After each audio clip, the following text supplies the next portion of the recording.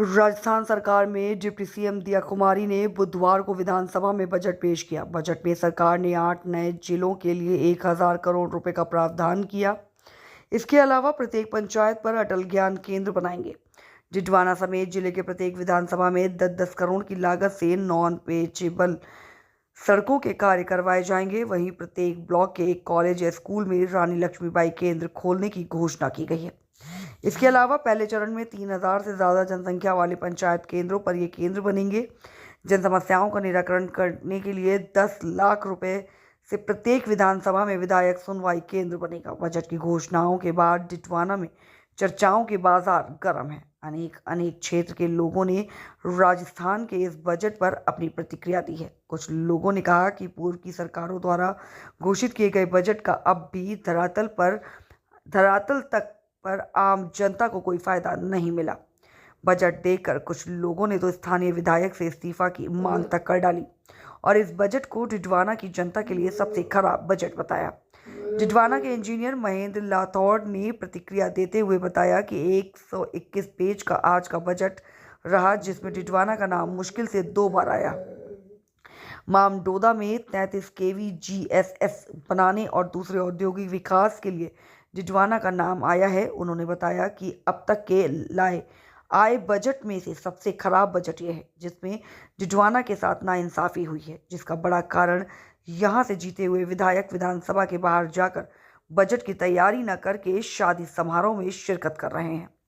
जनता का जनप्रतिनिधि जनता का काम नहीं करके वो एक दूसरी भाग दौड़ में बिजी हैं। उन्होंने कहा कि यदि राजनीति में रहकर यहाँ के प्रतिनिधि यहाँ की बात नहीं रखते हैं तो उन्हें इस्तीफा दे देना चाहिए।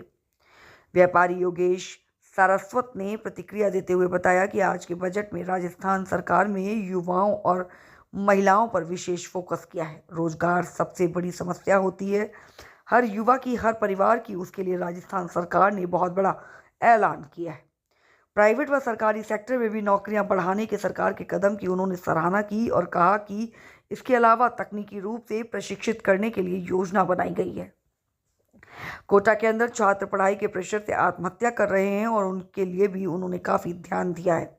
ये बजट सड़कों के हिसाब से और अग्निवीरों और उन्होंने अग्निशमन सेवा के अंदर आरक्षण दिया, ये काबिले तारीफ है। उन्होंने राजस्थान सरकार के इस बजट को सुव्यवस्थित बताया है। एडवोकेट सुनील शर्मा ने प्रतिक्रिया देते हुए बताया कि यह बजट डिडवाना क्षेत्र वासियों के लिए सबसे अच्छा बजट है। उन्होंने समस्त जिला वासियों को बधाई दी और कहा कि जिला सेशन न्यायालय के लिए भी बजट में प्रावधान किया गया है। साथ ही सोलर पैनल लगवाने वालों बहुत फायदा लेकर आया। जो 100 यूनिट अनुदान के रुपए में मिल रही थी वो अब 150 हो गई। टैक्स में बे रिलीफ मिला है। वहीं अगर पति पत्नी मिलकर 50 लाख तक की संपत्ति खरीदते हैं तो उसमें भी फायदे का प्रावधान किया गया है। इसमें 0.5% का रिलीफ स्टैंप ड्यूटी पर मिला है। अलग अलग क्षेत्रों में प्रावधानों के द्वारा आम जनों के लिए फायदा पहुंचाने का काम किया गया। उसके लिए राजस्थान सरकार को धन्यवाद देता हूं। डिडवाना कुचामन जिले के लिए बजट में जिला एवं सेशन न्यायालय, वरिष्ठ सिविल न्यायाधीश एवं अतिरिक्त मुख्यालय न्यायिक मजिस्ट्रेट न्यायालय, जिला कारागृह, सावित्रीबाई फुले छात्रावास, साइबर थाना, सहायक अभियंता कार्यालय, रिको औद्योगिक क्षेत्र, 33/11 केवी GSS, मामडोडा व सांवरात कृषि उपज मंडी, छोटी खाटू, 10 करोड़ की लागत से सड़क निर्माण, 7 अटल गौरव पथ, धनकोली, मोलासर, खुनखुना, कोलिया, लाडिया, बालिया, शेरानी आबाद का प्रावधान किया है। देखो, आज का जो बजट पेश किया गया ये कुल 121 पृष्ठ का बजट है। इसमें डिडवाना का सिंगल नाम नहीं आया। मात्र 2 जगह एक छोटा सा नाम है। एक जगह तो मामलोदा के अंदर 33 केवी GSS बनाने का है और दूसरा नाम औद्योगिक क्षेत्र है, यहाँ पे उसका विकास से संबंधित नाम आया है।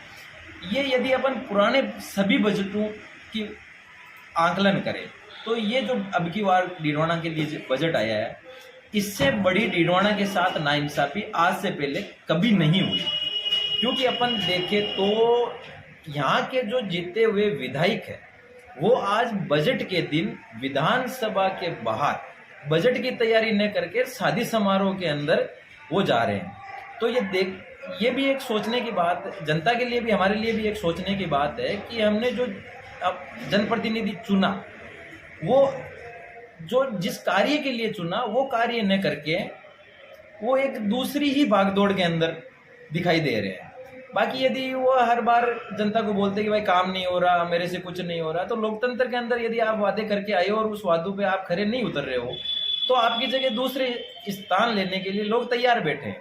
एक इस्तीफा बनता है आपका। मेरे नज़र से तो आपको यदि राजनीति में शुचिता स्थापित करनी है तो यहाँ के जो वर्तमान विधानसभा में यहाँ के जो प्रतिनिधि है, विधायक मोदी, उनको इस्तीफा देना चाहिए।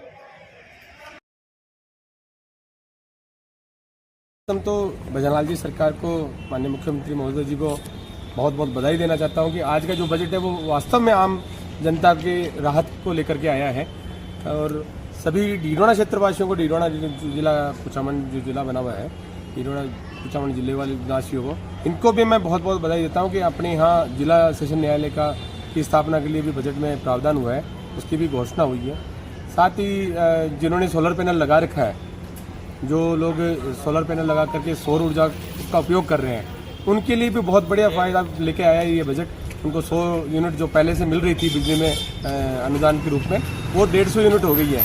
और इसके अलावा कृषि, मैं टैक्स की बात करूँ, टैक्स में भी रिलेक्ट मिला है, स्टाम्प ड्यूटी में भी फ़ायदा मिला है। यदि हस्बैंड और वाइफ, पति पत्नी अपने एक साथ कोई भी प्रॉपर्टी परचेज करते हैं 50 लाख रुपए तक की, तो उनको सीधा सीधा 0.5% का स्टाम्प ड्यूटी पे बहुत बड़ा बेनिफिट मिला है। 0.5% स्टाम्प ड्यूटी बहुत बड़ी चीज़ होती है। 1% स्टाम्प ड्यूटी को लेकर के चलते हैं तो 50 लाख पर 50,000 रुपये होती है, 0.5% की छूट मिलती है तो उसको 25,000 रुपये करीब उसको बहुत बड़ा बेनिफिट मिला है। तो इस तरह से ये जो अलग अलग क्षेत्रों में और अलग अलग प्रावधान करके जो सरकार ने, भजनलाल जी सरकार ने जो ये आम लोगों को राहत पहुँचाने के लिए जो बजट दिया है, मैं उसके लिए बहुत बहुत कोटि कोटि धन्यवाद देता हूँ सरकार को। और सरकार इसी तरह आम जनता के हित में कार्य करते रहें। कुछ चीज़ें और भी है जो होनी है, तो उसके लिए मैं चाहूँगा कि जो बजट का सत्र चलेगा उसके अंदर में सरकार और ध्यान देगी और कुछ फ़ायदे और कुछ लोगों को पहुँचाएंगी।